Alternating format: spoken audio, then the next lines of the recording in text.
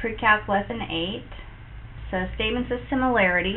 So we need to know how to name triangles in the proper order. So if I call this triangle ABC, then I have to call this triangle DEF, and that's because I can't call this, if I call this ABC, I can't call this FED, because when I started this triangle, I started at the vertex A, which is the right angle. So when I go to the similar one over here, I have to start with D, because that's the right angle. It matters what the angle is, okay? So if I go from A to B, I'm going from the right angle to the tick mark angle, and so here I can't go DF, I have to go DE, because I have to go to from the right angle to the tick mark angle, and then from the tick mark angle to the unmarked angle.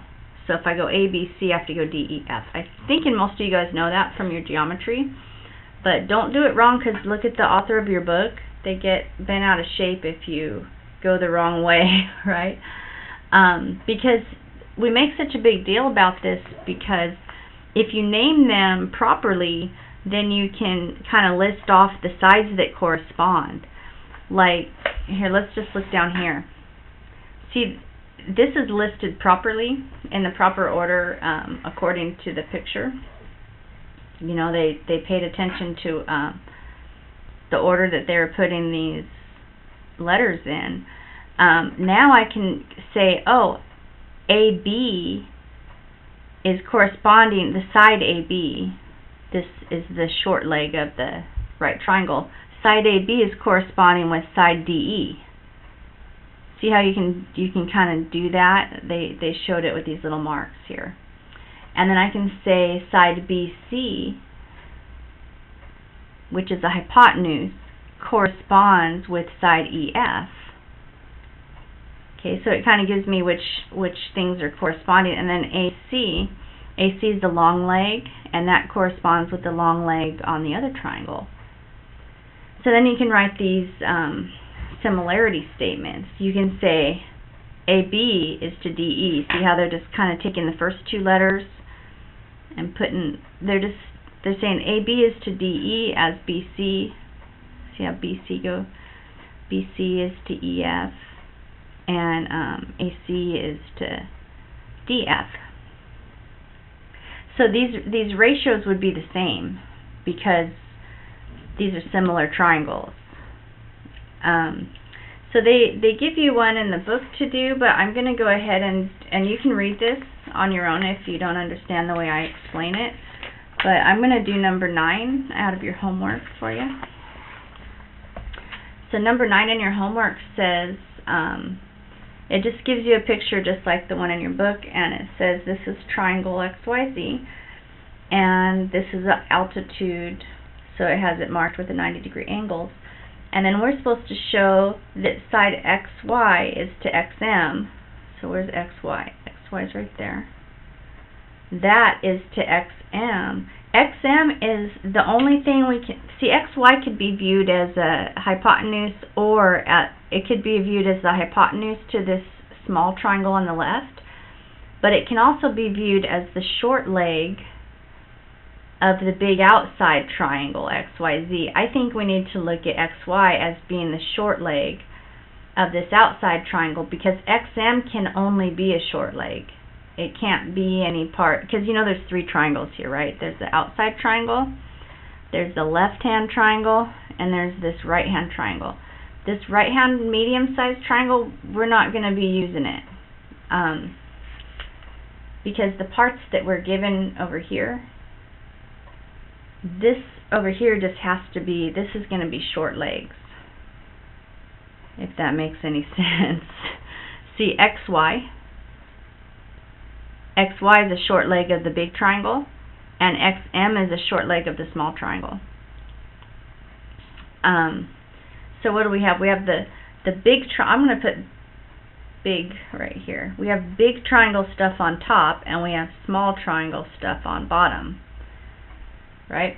And then over here, these better be the same part, you know, like they're either long legs or hypotenuses. Let's see what they are. And that better be from the big triangle, and that better be from the small triangle.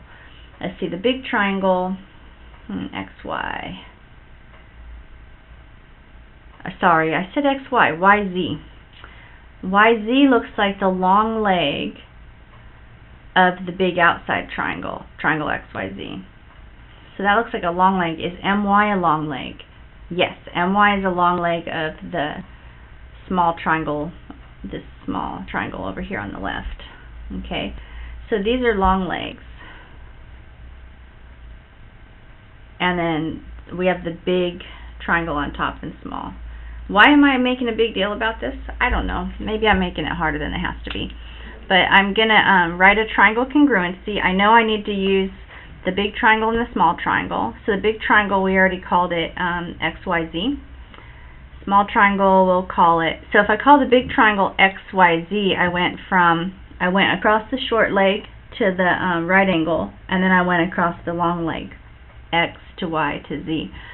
So that means I have to go across the short leg to the right angle,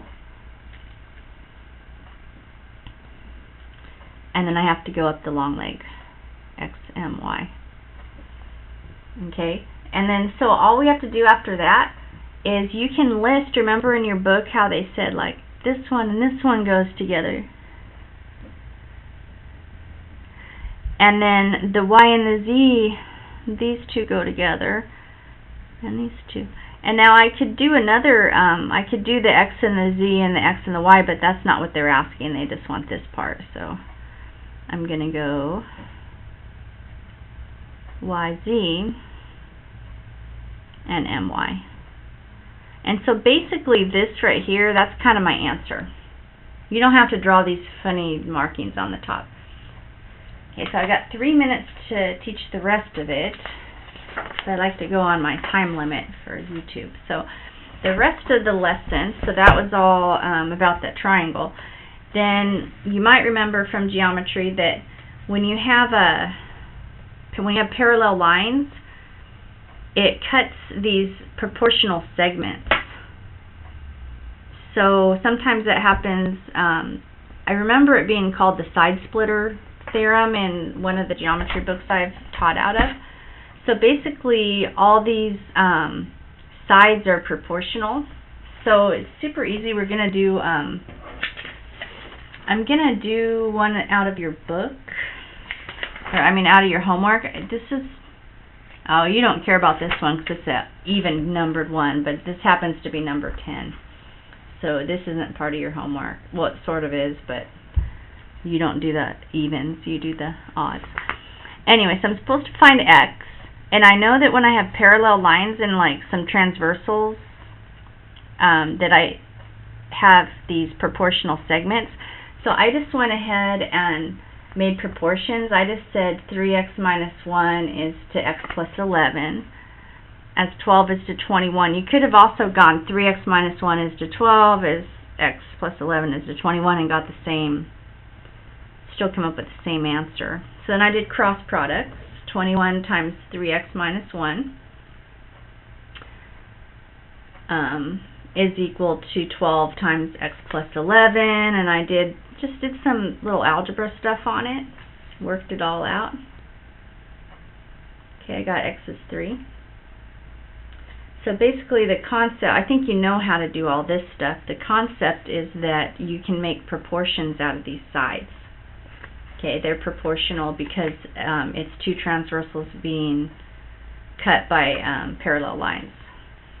Okay, now the next thing I'm supposed to show you is angle bisectors and side ratios.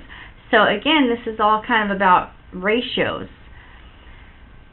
You're welcome to read all this, but if you have a triangle and you bisect one of the angles, the side, it kind of cuts the sides into proportional sides. I know, it's kind of amazing actually. There's a little bit of a proof that you can read. It says it's optional on the following page, but it's true. I'm going to accept it as true and start using this fact to solve some of these triangles. You might be interested to read it though. So let's do one of the examples. This is number 11. This is one of your homework problems.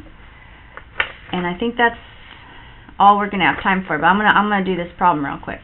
So number 11, I have an angle that is bisected.